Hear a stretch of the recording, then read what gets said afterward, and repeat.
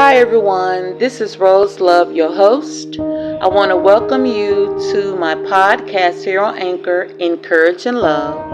And I want to welcome you to my YouTube channel, Encouragement by Rose Love.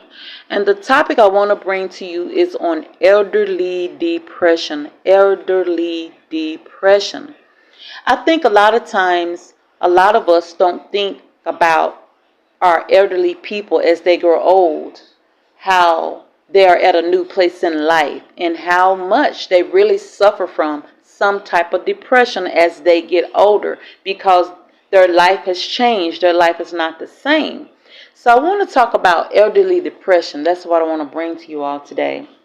No one ever thinks that one day they will grow old and might be alone, to find themselves alone from a spouse that has passed away, alone away from children that is moved out and going on with their life, and away from family and friends that they no longer is able to see, or family and friends that they have outlived that has passed away.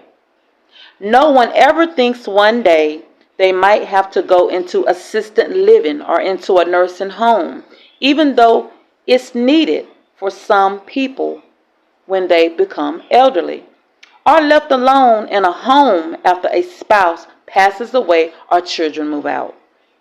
Most elderly people spend most of their time alone and in a new environment that is not familiar to them, that causes them to suffer from social isolation and feeling like they're misplaced. Now, everyone needs social connections to survive and to strive in life. But when people age, they often find themselves alone in a new place in life. Some actually go through depression when they get to this point in life, when they become elderly adults. It causes them to suffer from social isolation, feeling cut off from the world, and feeling like they're being misplaced when they have to move into assisted living or move into nursing homes, or just being inside of their own homes alone. They feel like they're being misplaced, and they feel like they're not needed or they're not wanted when they're in a new environment that's not familiar to them. For a lot of them, they're in a new environment that is not familiar to them, and they're getting to a place where they're starting over, basically starting over in some type of way when they become elderly. Now let's dive in a little bit more. But clinically, depression is not a normal part of aging. In fact, studies show that most elderly adults feel satisfied with their lives, despite having more illnesses and physical problems than younger people. However, if you're experiencing depression as a younger person, you may be more likely to have depression as you become older and become an elderly adult. Most elderly experience depression after being diagnosed with a medical condition, or a loved one passes away, or from some social isolation or loneliness where they can't see family and friends anymore. Like I say, I brought this topic to you all because I had someone to watch one of my videos about 3 weeks ago, and it was on depression. And it was an elderly person. We were sitting down and we was talking, and she said, "You know what? Don't you know we suffer from that as well? We suffer from depression as well." And it made me look at her in a way, because for me, I never would have thought the way we talk, the way we communicate, and the way I always got along with her, that she was suffering from depression. And after I sat down and talked to her a little bit to find out where her depression mainly came from, it mainly came from her spouse that had passed away. She is an elderly person who is living in assisted living, that's now alone, that feels alone. Her spouse has passed away. And for a lot of our elderly people, when they are married for such a long, long time and they have spouses, that they have loved, that been a part of their life for years, that's their best friend, someone they have intimacy in and sharing their thoughts with and their emotions with. Once that person passes, it leaves them feeling like there's something gone in their life. It makes them feel like, it puts them in a lonely place. It really puts them in a lonely place, because losing a spouse is not like losing a child or losing someone else in your life. It's really like losing a piece of you. This is someone you have built the life with, you have spent time with, you have came together, you know so well, that knows you so well, then all of a sudden, that best friend, the one you can find, it is gone. And she was telling me it leaves her in a lonely place sometimes because she doesn't have no one to talk to. And she lost her husband 5 years ago. And I know how she feels, because I lost someone 5 years ago. And I never got over that. I'm still in a place where I'm healing from that. So to me, it still feels fresh. And I can only imagine to her, after being with her spouse for over 60 years or more, yes, she's feeling like she's lonely, and she's feeling like she's in isolation. So then on top of that, she mentioned to me, I don't get a chance to see my son much because he's always working, he's always busy. And it leaves her feeling alone. And I remember she looked at me and she said, I feel like this is it. This is it for me. This is it for me. And when she said it, when she was in assisted living and she said it, I looked at her and I felt her pain. I literally felt what she was going through. I felt her loneliness. And it made me feel like this has to be the loneliest place to be at this point in your life. To feel like you're elderly and you don't have no one. You feel alone. You feel isolated. And then this was one person. I talked to 3 people. I'm going to show you. This is the second person that I talked to.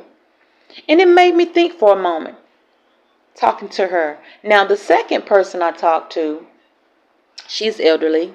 And she's someone I love to talk to as well. And she says, no, I don't suffer from depression. No way, no how. I cast that stuff out. I accept life as it is. And I move on and I go on. So for her, in her elderly age, at the point she is in life, she's accepted. She's at this point in life. She's living her best life and she's making do where she's at. And she said, oh no, I don't let depression settle me. I don't let depression settle in me. I'm going to exist and be satisfied where I'm at. Because really, when I said before, it says, but clinical depression is not a normal part of aging. She's one of the ones that is elderly and being at a place where she's without a spouse and her children going on with their lives. She's at a place in her life where she's satisfied. I've raised my kids. I've got married. I had a husband. They're gone. I've raised my kids. Now I'm at this place in life. And she's become comfortable at that place. So she says she doesn't suffer from depression. Now she's the second person I talked to. Then the third person I talked to said this. She says that she suffers from nervousness and anxiety on a daily basis. And when I was talking to her, she says it's with her every day when she wake up. She lay down with it. It's like a nervousness and anxiety all rolled into one. Because she says she's in a place in her life she's never been before. And this is new to her. And she's worried about tomorrow. She's worried about what tomorrow holds for her. And it's hard for her to let go of where she used to be. Being married, having children, being able to survive with loved ones around her. Now she is alone. And the very people that she thought I wouldn't mind she could depend on don't know how to love her and be there at this point in her life. So when we look at each 3 people that I brought before you that I spoke to, you see where one it didn't affect and the other 2 it did. So we have to stop and realize and do a self-check, because for me, when I spoke to them and I realized how I've been slipping also when it comes down to my mother, my elderly mother. She's 80 years old. And I feel like I've been slipping. I feel like I never just thought that she might feel alone or she might be lonely. I never thought that. I go see her, we talk a little bit, but I'm always working and I'm always busy. And when I sat down and did this study on elderly depression, it made me actually do a self-check of myself. It really did. The very next day, guess where I was? I went straight to my mother's house and we sat down, we talked. Because I didn't ask her, was she lonely? And then I didn't ask her, did she feel like I wasn't coming around enough? I didn't ask her those things because I really didn't want to know y'all. Because I know my mom. The first thing my mom is going to say, no, I know you busy. I know you got a life. I know you can't stop. I know that's what she's going to say because she always says she understands. But I got to thinking, do she really understand? And I started putting pressure on myself to do better as a daughter, to come around and spend time with her. So that is changing, y'all. After doing this study on elderly depression, that is one thing I'm changing in my life, is to spend more time with my mom. And it also made me do a self-check. It made me think about all the elderly people that I know and all the elderly people that I'm around from day to day. Do I actually stop to talk to them, to interact with them, and pay attention to them? Because for a lot of us, if your parents has passed on and you don't have your elderly parents around right now, you know someone elderly. You know someone elderly you go to church with. You know someone that is older that live in your neighborhood. You know someone that is elderly. And if you pay attention to them and watch them, they're most of the time alone. They're traveling on the buses alone. You see them in town shopping alone. You see them in church alone. And it made me think, are we actually showing up and spending time with them? It ain't even got to be your mom. It doesn't have to be the elderly person in your life. It could, if your mother and father that is elderly has passed on, it could be someone else that you adopt and spend time with and make sure they're okay. We got to do better by our elderly people, because these are people that have gotten married or had partners, lived great lives, people that have worked hard, built a life for themselves, the best life they could for themselves, worked hard and was a part of our community, raised children, saved what they could so they can have a comfortable living as they got older and become elderly people. These are people that were striving in our society. And now they're elderly. They're thrust into a new place with health problems. Like I was saying before, most elderly experience depression often begins with being diagnosed with a medical condition or when a spouse or someone passes away. So they're at a new place in life, and it made me do a self-check and actually think, you all. It really made me think. And also, when I was doing this study, I want to share this with you all also before I end this video. Depression in older adults and elderly may be different to recognize because older people may have different symptoms than younger people and is not willing to share their feelings. Some elderly adults with depression, sadness is not only their main symptom. Number one, they may have feelings of hopelessness. Number two, feelings of guilt, worthlessness, or helplessness. And number three, anxiety and nervousness from feeling unsure about the place they are in life. So we look at elderly people. Sometimes their depression can be different than younger people's depression. A younger person deal with facing things that they went through in childhood or facing their future or the things they're going through at the moment. Older people tend to already did all those things and done all those things in life, and now they're alone. They're in a new place. So sometimes their depression looks a lot different than a younger person's depression, and it's hard to recognize because they're not open to sharing their feelings. They're not open to sharing what's going on inside of them. They suppress these things. So you all, I'm not going to stay with you long, but I want to bring you all this video on elderly depression just to get you all to thinking, because this was a topic that was brought to my attention with someone that I love to sit down and talk to. She's an elderly person that when I sit and talk to her, it's a safe place. I feel calm with her. I can just share my thoughts about life with her, and she shares her thoughts with me about life. But I never, ever, ever thought that talking to her that she suffered from depression. And it really made me very, very sad, y'all. It really hit me hard and deep within my soul to know that she feels that way sometimes. And I noticed that some of our prior conversations when she would talk to me, I get it. It involved a lonely place. She was telling me in so many words that she was lonely, but I didn't get it until she actually said it.